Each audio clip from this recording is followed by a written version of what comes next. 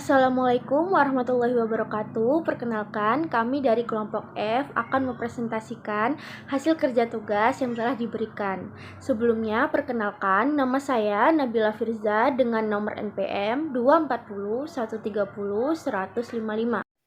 Perkenalkan, nama saya Rohma Agustina dengan NPM 24013010136. Perkenalkan, nama saya Galandri Amanda Bisono, NPM 159. Perkenalkan, nama saya Petra Triananda Pasaribu dengan NPM 240130100189. Untuk yang 28A, the company decided that for the sake of consciousness, only net income should be reported on the income statement. Detail as to revenue, cost of goods sold, and expenses were omitted. Yang ini artinya perusahaan hanya menulis laba bersih di laporan laba rugi perusahaan.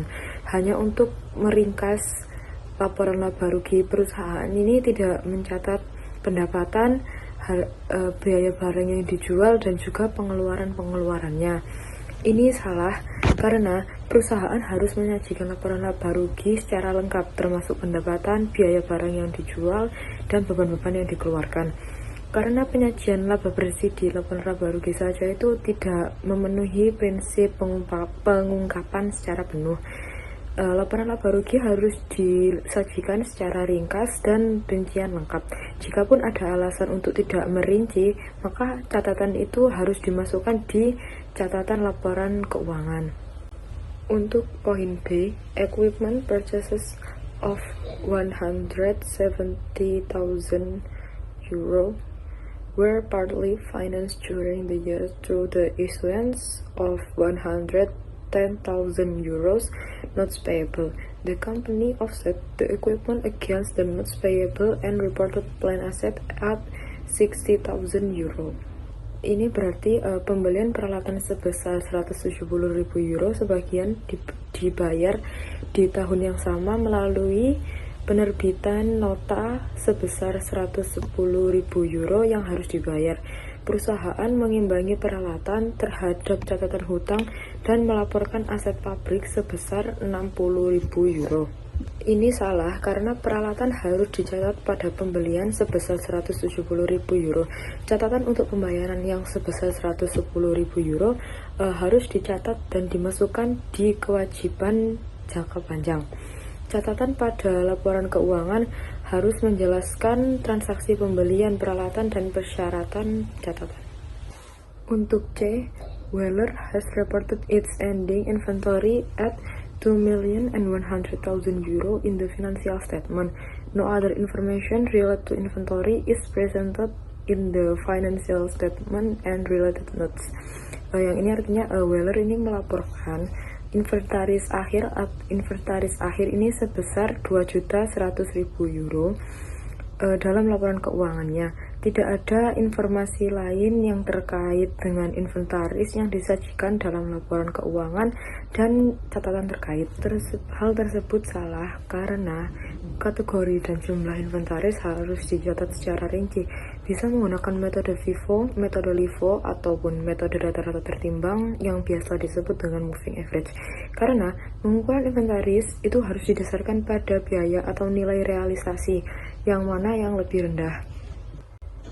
Untuk yang D, the company changed its method of valuing inventories from wage average to FIFO.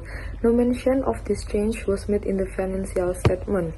Ini artinya perusahaan ini merubah metode pencatatan inventaris dari rata-rata tertimbang ke FIFO. Tidak disebutkan perubahan ini dibuat dalam laporan keuangan. Hal tersebut salah karena perubahan metode akuntansi harus dijelaskan secara rinci pada laporan keuangan. Dalam catatan atas laporan keuangan atau biasa disebut dengan CALK harus menjelaskan sifat perubahan metode inventaris, alasan perubahan, dan juga dampak terhadap perusahaan. Untuk soal 2.9 yang A, entry jurnal tidak tepat karena salah menggambarkan sifat biaya. Jurnal tersebut mengklasifikasikan biaya sebagai biaya lain-lain. Biaya tersebut bersifat pribadi, bukan terkait bisnis. Seharusnya jurnal yang tepat adalah memasukkan prive pada kas, di mana prive itu debit dan kas itu kredit. Karena biaya pribadi tidak boleh dimasukkan pada biaya keperluan perusahaan atau bisnis, karena dia tidak mempunyai pengaruh atau manfaat apapun pada perusahaan atau bisnis tersebut. B. Jurnal yang dibuat tidak tepat. Persediaan barang dagangan seharusnya dicatat sebesar biaya perolehan, bukan berdasarkan harga jual yang diharapkan. Peningkatan nilai persediaan karena harga jual yang diharapkan tidak boleh dicatat dalam laporan keuangan. Jadi, jurnal yang tepat adalah inventory 620 di debit dan sales revenue 620 di kredit. C. Tidak ada jurnal yang dibuat. Jika pengacara perusahaan yakin bahwa tidak ada kemungkinan besar untuk kalah dalam gugatan ini, maka perusahaan tidak boleh mengakui kewajiban atau kerugian yang dialami oleh perusahaan tersebut. Jadi, menurut prinsip akuntansi yang berlaku umum GAAP dan IFRS, kewajiban kontingensi hanya diakui jika kemungkinan terjadi sangat besar dan jumlahnya dapat diestimasikan secara handal atau efektif. Sebagai alternatif, perusahaan dapat mengungkapkan informasi ini dalam catatan laporan keuangan. Tidak ada entry jurnal yang bisa dibuat atau yang dapat dibuat. Cukup diungkapkan sebagai kontingensi dalam catatan atas laporan keuangan. D.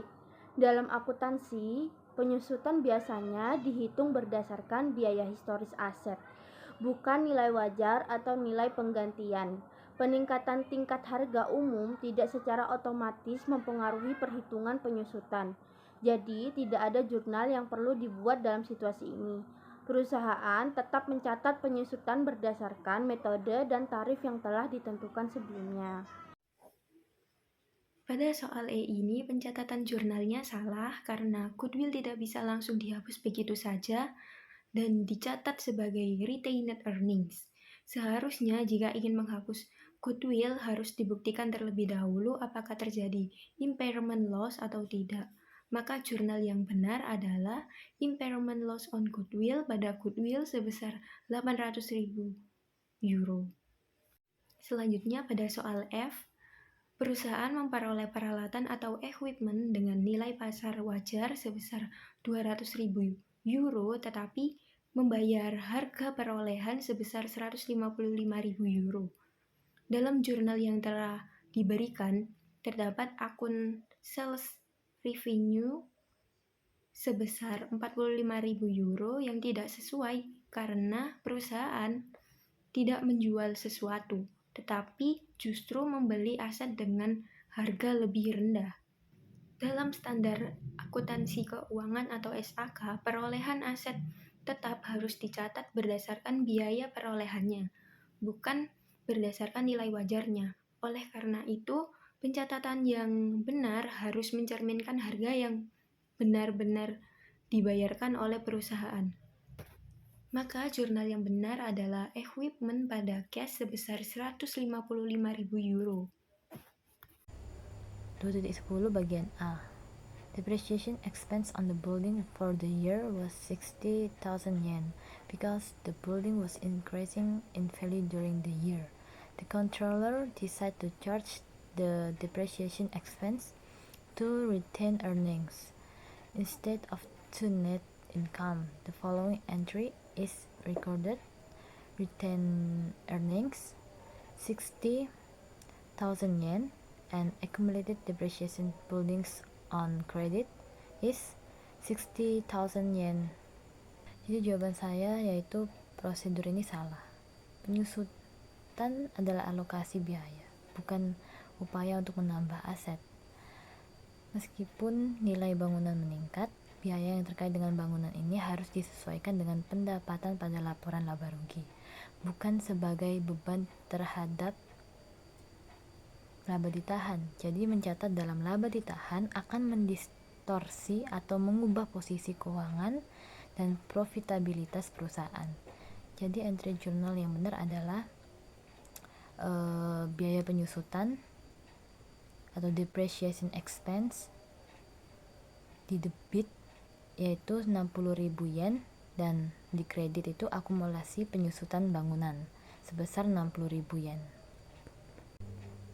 Selanjutnya yang B, materials were purchased on January 1, 2022 for 120,000 yen, and this amount was entered in materials account. On December 31, 2022, the materials would have cost 141,000 yen, so the following entry is made. In debit, inventory is 21,000 yen, and in credit is gain on inventories 21,000 yen. Jadi jawaban saya yaitu pencatatan transaksi persediaan oleh Wang Group tidak sesuai dengan prinsip akuntansi yang berlaku, dikarenakan Wang Group ini telah mencatat keuntungan dari kenaikan nilai persediaan yang seharusnya tidak dilakukan sampai persediaan tersebut dijual. Dalam akuntansi, persediaan harus dicatat berdasarkan biaya perolehan, dan keuntungan dari kenaikan nilai persediaan tidak boleh diakui sampai barang tersebut dijual. Oleh karena itu, pencatatan yang benar seharusnya tidak mencakup pengakuan keuntungan pada persediaan yang belum terjual. Jadi jurnal yang benar yaitu pada tanggal 31 Desember 2022 tidak ada jurnal yang perlu dibuat untuk mencatat kenaikan nilai persediaan. Persediaan tetap dicatat pada biaya perolehan yaitu 120.000 yen. Jika ada penjualan di masa depan, baru keuntungan dapat diakui. Namun, jika ingin mencatat persediaan pada nilai pasar, hanya akan mendapat persediaan pada biaya perolehan. Jadi jurnal yang dapat dicatat yaitu pembelian persediaan pada tanggal 1 Januari 2022. Di debit itu persediaan atau materials sebesar 120.000 yen, dan kredit itu utang usaha sebesar 120.000 yen. Jadi tidak ada jurnal untuk mencatat kenaikan nilai persediaan pada tanggal 31 Desember 2022. Jika persediaan tersebut dijual di masa depan, baru akan mencatat pendapatan dan keuntungan yang relevan. Selanjutnya yang C. During the year, the company purchased equipment through the issuance of ordinary shares. The shares had a par value of 135,000 yen and a fair value of 450,000 yen. The fair value of the equipment was not easily determinable. The company recorded this transaction as follows. In debit is equipment 135,000 yen, and in the credit share capital 135,000 yen. Jadi jawaban saya yaitu aset harus dicatat mana yang lebih jelas pada nilai wajar dari apa yang diserahkan atau nilai wajar dari apa yang diterima. Perlu ditekankan bahwa tidak melanggar prinsip biaya untuk menggunakan nilai wajar saham. Mencatat aset pada nilai nominal saham tidak memiliki validitas konseptual. Nilai nominal hanyalah jumlah yang ditetapkan secara acak yang biasanya ditetapkan pada tanggal pendirian. Perusahaan membeli peralatan dengan menerbitkan saham biasa. Meskipun nilai nominal saham adalah 135.000 yen dan nilai wajar saham sebesar 450.000 yen. Karena nilai wajar saham lebih tinggi dan peralatan tidak memiliki nilai wajar yang dapat ditentukan dengan mudah. Jadi, jurnal yang benar yaitu peralatan atau equipment berada di debit sebesar 450.000 yen. Modal saham atau share capital berada di kredit sebesar 135.000 yen. Tambahan modal di setor atau additional paid in capital berada di kredit juga sebesar 315.000 yen. Kredit tambahan modal di sektor ini yang berada di kredit ini didapat dari selisih antara nilai wajar saham dan nilai nominalnya. Dengan jurnal ini dapat dicatat bahwa perusahaan telah memperoleh peralatan dengan nilai wajar yang lebih tinggi daripada nilai nominal saham yang diterbitkan. Selanjutnya yang D. During the year, the company sold curtain equipment for 285,000 yen, recognizing a gain of 69,000 yen because the controller believed that new equipment would be needed in the near future. She decided to defer the gain and amortize it over the life of any new equipment purchased. Jadi menurut saya, keputusan pengawas untuk menunda keuntungan atas penjualan peralatan itu tidak tepat, karena keuntungan atas penjualan peralatan harus diakui pada periode penjualan. Ini sesuai dengan prinsip akuntansi yang menyatakan bahwa pendapatan harus diakui setelah diperoleh, bukan ditunda. Jadi jurnal yang benar yaitu kas atau cash berada di debit sebesar 285.000 yen, akumulasi penyusutan peralatan atau accumulated depreciation of equipment di kredit sebesar 216.000 yen, dan keuntungan penjualan peralatan gain on sale of equipment di kredit juga sebesar 69.000 yen. Jadi dalam jurnal ini kas dicatat sebesar 285.000 yen yang menyatakan hasil dari penjualan peralatan. Selanjutnya ada akumulasi penyusutan peralatan dicatat untuk menghapus nilai buku peralatan yang dijual. Dan keuntungan dari penjualan peralatan diakui sebesar 69.000 yen ini merupakan selisih antara harga jual dan nilai buku peralatan.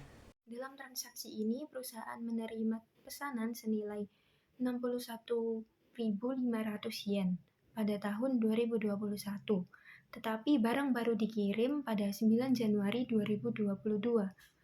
Namun, perusahaan langsung mencatat transaksi ini sebagai pendapatan pada tahun 2021, padahal pengiriman belum dilakukan.